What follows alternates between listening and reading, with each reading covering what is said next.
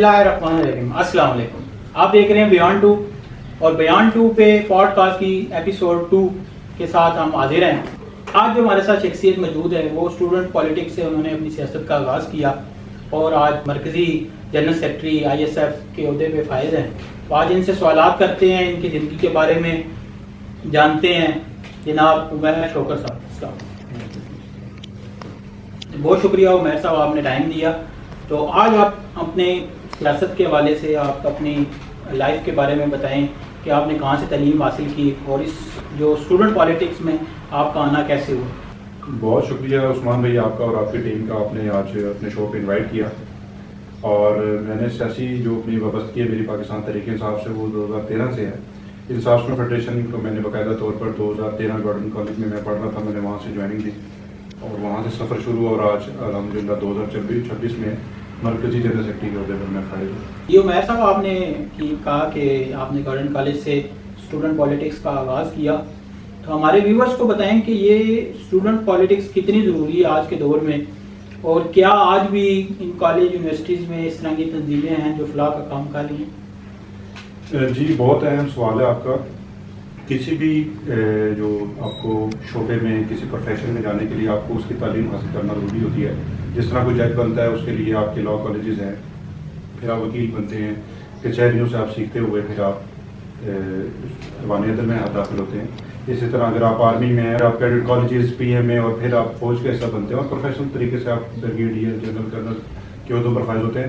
اسی طرح ایک سیاستدان بننے کے لیے سیاسی بندے کی جو نرسری ہے وہ تعلیمی ادارے اور پھر طلبہ تنظیمیں وہ رول پلے کرتی ہیں, بریجا کردار ادا کرتی ہیں کہ ہم وہاں سے جو ہے گروم ہوتے ہوتے آپ اچھے سیاستدان بنتے ہیں اور زندگی کے نشیب و فراز, سیاست کے نشیب و فراز, ملک کے مسائل, ملکی حالات اور جتنے بھی انٹرنیشنل سیاست کو دیکھتے ہوئے آپ جتنی بھی آپ کی گرومنگ ہے وہ طلبہ تنظیم سے ہوتی ہے. انفارچونیٹلی ہمارے ملک میں طلبہ تنظیمیں بین ہیں ضیاء الحق صاحب کے دور سے, جس وجہ سے آپ سیاست میں دیکھیں آپ کو سیاسی بصیرت والے کام ہی لوگ پائے جاتے ہیں. ان میں پیسے کا رجحان بڑھ چکا ہے. پیسے کے زور پر اب جو پیسے کے زور پر آتا ہے وہ عوام کے مسائل سے دور ہوتا ہے. اگر آپ عوام کے ووٹ لے کر آتے ہیں, عوام کے گراس روٹ لیول کی پالیٹکس کرتے ہیں, تو آپ کو ان کے ایشوز کا بھی پتہ ہوتا ہے اور آپ ان کی حل کی طرف توجہ بھی دیتے ہیں.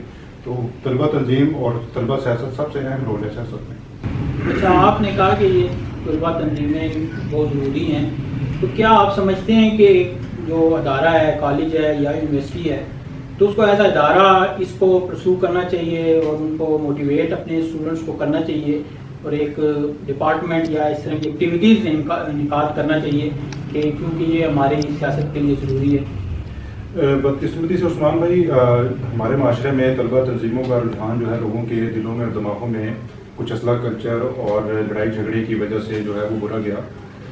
مگر اب 2026 میں آپ یہ نوٹ کر رہے ہوں گے یہاں بیٹھے کہ ہمارے عوام میں, ہمارے معاشرے میں سیاسی بصیرت کا فقدان ہے اور لوگوں کو اپنے ایشوز کا اور ان پہ آواز اٹھانے کا مؤثر طریقے سے اس چیز کا فقدان آپ نے دیکھا ہوگا. وہ اس کی بیسک وجہ یہ ہے کہ ان کی سیاسی کوئی نرسری اس ٹائم پاکستان میں ایگزسٹ نہیں کرتی, اور وہ طلبہ تنظیمیں جو کالجز یونیورسٹیز میں آپ کے مختلف جو طلبہ کے جو ہوتے ہیں سوشل سرکلز ہوتے ہیں, ان میں ڈبیٹس ہوتی ہیں, مختلف ایشوز کو لے کر لوگوں کے نظریات ایک دوسرے سے شیئر ہوتے ہیں, ایشوز اجاگر ہوتے ہیں, ان کا حل تلاش کیا جاتا ہے. وہ چیزیں ختم ہو گئی جس کی وجہ سے اب ہمارے معاشرے میں کافی مسائل درپیش ہیں. اور آپ دیکھتے ہیں کہ ہمارے انٹرنیشنلی اور نیشنلی جو ہمارے جو آج کے طلبہ ہیں وہ آگاہی نہیں ہے اپنے ملک کے وسائل سے اور مسائل سے. تو یہ بیسک میں آپ کو پھر وہی بات کروں گا کہ طلبہ تنظیم کا ایک وائٹل رول ہے اور وہ بحال ہو. اگر اس کی کچھ برائیاں بھی ہیں تو وہ بھی with the passage of time ختم ہو جائے گی جب نئے لوگ آئیں گے, سیاسی شعور والے لوگ آئیں گے. تو آج کل آپ کو پتہ ہے کہ جو معاشرہ ہے ہمارا وہ اتنا فاسٹ ہو چکا ہے کہ یہ لڑائی جھگڑے اور یہ اس طرح کی چیزیں تو لوگ ویسے ہی اوائڈ کرتے ہیں. تو طلبہ تنظیم جب اچھے نیچ پر ہوگی, اچھی ریپیوٹ کی رکھتی ہوگی, تو لوگ اس کو جب جوائن کریں گے تو یہ ان عناصر کا ویسے ہی خاتمہ ہو جاتا ہے. ہمارے ویورز کو بتائیں انصاف اسٹوڈنٹ فیڈریشن کے حوالے سے اور ان کی جو ہیرارکی ہے, جس طرح کوئی نیا اسٹوڈنٹ جاتا ہے کالج میں یا یونیورسٹی میں تو وہ کس طرح ممبر بن سکتا ہے اور کس طرح اپنا وائٹل رول لے کر سکتا ہے. جی عثمان بھائی, انصاف اسٹوڈنٹ فیڈریشن کو جو جوائن کرنے کا طریقہ کار وہ تو بڑا وضع ہے کہ ہماری ایک دو طرح کی, ایک فزیکل ممبرشپ ہے اور ایک ورچوئل ہے. آن لائن طریقے سے ہمارے پورٹل بنے ہوئے ہیں, انصاف.pk ویب سائٹ پہ بھی آپ جا کر جوائن کر سکتے ہیں. اور ہم مختلف جو یونیورسٹیز کے جب امتحانی جو سیشن کلوز ہوتا ہے اس وقت ہم اپنے کیمپس لگاتے ہیں یونیورسٹی اور کالجز کے بعد. گو کہ ہمارے لیے حالات نارمل نہیں ہیں, آپ کو پتہ ہے جو ہماری پارٹی پر اور ہمارے لوگوں پر زندگی تنگ کر دی گئی ہے, تو ہم اس طرح سے کھل کر اپنی ایکٹیویٹیز تو نہیں کر پاتے. پر ہمارے جیسے کے پی کے ہماری گورنمنٹ کو ہر یونیورسٹی اور کالج کے بعد ہمارا ممبرشپ باقاعدہ کیمپ لگتا ہے, وہاں پہ لوگ جا کے انرولڈ ہوتے ہیں اور وہ پھر جو جس یونیورسٹی کے ہمارے سیکشنز بنتے ہیں اور اس طرح وہ حصہ بنتے ہیں. اور ہیرارکی اس طرح ہے کہ ہماری کالجز, یونیورسٹیز اور جہاں پہ ہمیں ضرورت ہے ہماری ذیلی تنظیمیں بھی فنکشنل ہیں, ریجنل بھی اور پروین جنرل بھی, ان کے اوپر پھر ہماری کور ٹیم ہے جس کا میں مرکزی جنرل سیکرٹری ہوں. الحمدللہ ہماری پاکستان کی سب سے بڑی ہماری طلبہ تنظیم ہے. اس کے جو نمائندے ہمارے جو لومنائز ہیں وہ قومی اسمبلی اور صوبائی اسمبلیوں میں موجود ہیں اور ملک کے بہترین اداروں کو سرو بھی کر رہے ہیں. تو میں جو اس تنظیم کی پروڈکٹ ہوں اور اس طرح کے کئی لوگ میں نام بھی لے سکتا ہوں آپ کے آگے, 20 نام ہیں ہمارے, اور وہ لوگ ہیں جن کو الیکشن جیت کر موقع ملا, اور کئی ایسے لوگ ہیں جن کو ٹکٹ ملا وہ الیکشن جیت بھی نہیں سکے, تو ہماری پارٹی نے ان کو اپرچونٹی دی. تو یہ ہماری تنظیم کا فرق ہے.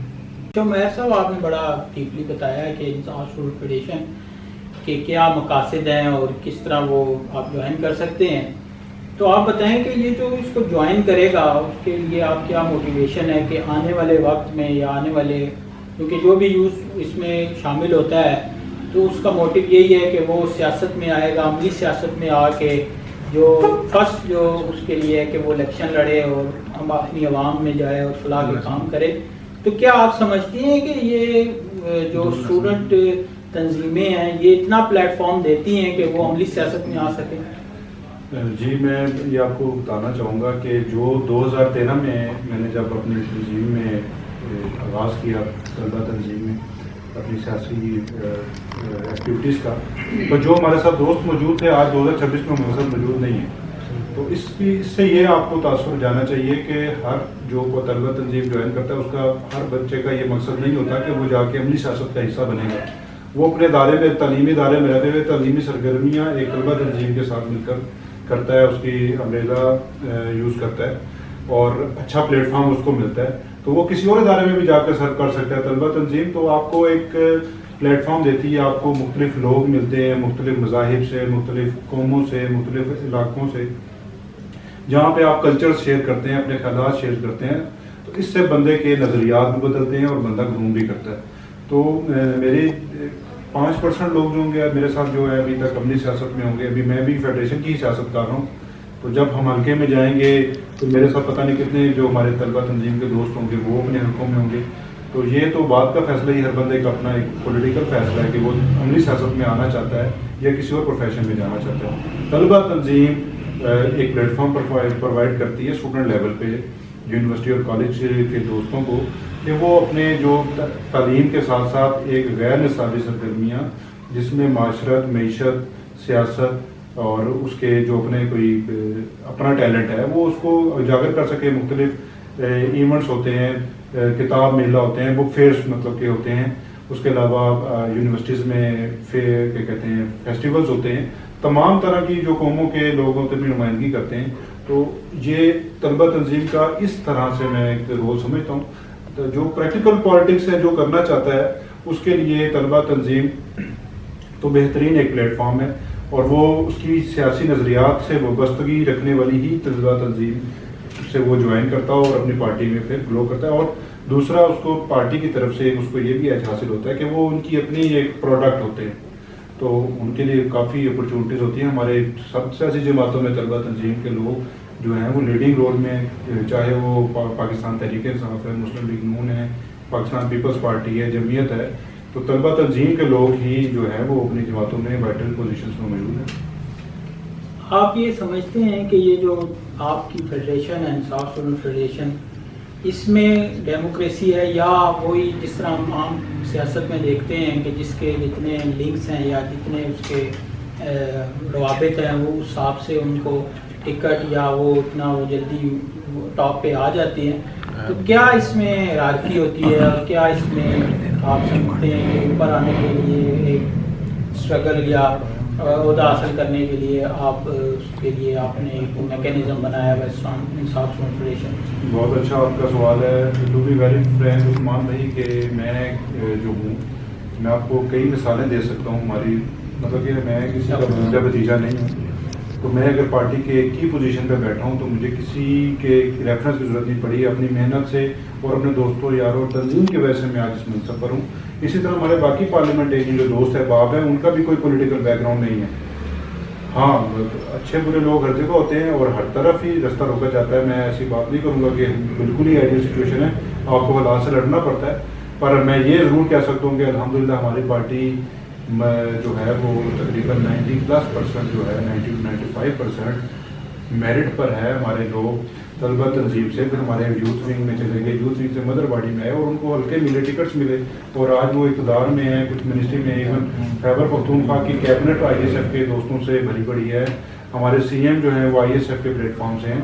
تو میں یہ کہنے پہ فخر محسوس کروں گا کہ ہماری طلبہ تنظیم کو ہماری پارٹی میں ایک اچھا پلیٹ فارم ہے. اور نوجوانوں کو میں یہ بھی کہوں گا کہ جہاں آپ اپنا ٹائم اسپینڈ کرتے ہیں اگر آپ کو وہاں پہ اپرچونٹی نظر آتی ہے اور یہاں پہ کوئی آپ کا مثال ہوتی ہے تبھی آپ اس پلیٹ فارم پر آپ سروائیو کرتے ہیں. تو الحمدللہ جو ہماری تنظیم میں تو کوئی ایسی مثال نہیں ہے کہ ہماری تنظیم کو چھوڑ گیا ہو. ہر بندہ جس نے بھی جوائن کیا اس نے اپنا ٹائم پورا کیا, پھر وہ آگے اپنے یوتھ میں چلا گیا یا وہ اپنے پروفیشنل لائف میں بزی ہو گیا. اور تنظیم کو کوئی ایسا الحمدللہ ہمارا کوئی ایسی مثال موجود نہیں ہے جو تنظیم کو بیچ میں چھوڑ گیا ہو. بہت اچھی بات کی ہے آپ نے. تو اس میں مجھے یہ بتائیں, آپ نے اپنی پی ٹی آئی کی بات کی, کیبنٹ کی, کے پی کے کی بات کی, تو کیا وجہ ہے کہ ایک صوبے میں حکومت ہونے کے باوجود جو ہے وہ عملی سیاست میں یا ایک مزاحمت کی سیاست جس طرح کہا جاتا ہے کہ وہ کیوں نہ اپنا وائٹل رول پیش کر سکیں ہیں, اور کیا وجوہات ہیں اس کے بارے میں؟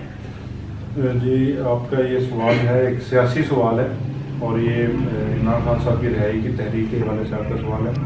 تو پاکستان جیسے معاشرے میں جہاں پہ قانون اور انصاف نام کی کوئی چیز سرے سے نہ ہو, جو اس ملک میں حرکات و سکنات ہو گئی ہیں ریاست کی طرف سے, تو اس تو ملک کا قانون نہیں ری رائٹ ہوگا کیونکہ امپلیمنٹ ہی نہیں. ایک مثال ہے کہ اشارہ توڑنے کا کوئی سزا ہے یا کوئی جرمانہ ہے, تو اب وہ اشارہ توڑنا ایک جرم ہی نہیں رہا, تو نہ اس کی سزا ہے نہ جرمانہ ہے. تو یہ اس ملک میں اس ٹائم کا لا قانونیت کی انتہا ہے.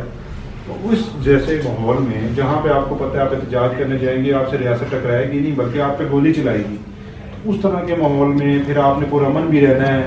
اور ہمارا کوئی اس طرح کی ٹریننگ, ہماری تو ملیٹنٹ والی ٹریننگ نہیں ہے, ہماری پولیٹیکل ورکر والی ٹریننگ ہے. ہم نے ڈائلاگ کے ذریعے, ہم نے اپنے نظریے کے ذریعے, اپنی آواز کے ذریعے, اپنے جدوجہد کے ذریعے ہی اپنے دوسرے مخالف کو ہرانا ہے. اگر ہمارا مقابلہ کوئی فزیکل ہے, کوئی ہاتھا پائی والا مقابلہ ہے, تب تو یہ سوال ہے کہ ہم کیوں ناکام ہے یا کیا معاملہ ہے.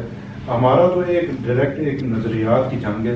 ہم یہ کہتے ہیں اس ملک میں انصاف ہو, قانون ہو, سب کے لیے برابر وسائل و مواقع ہوں. ہمارا لیڈر یہ بات کرتا ہے وہ اس لیے جیل میں.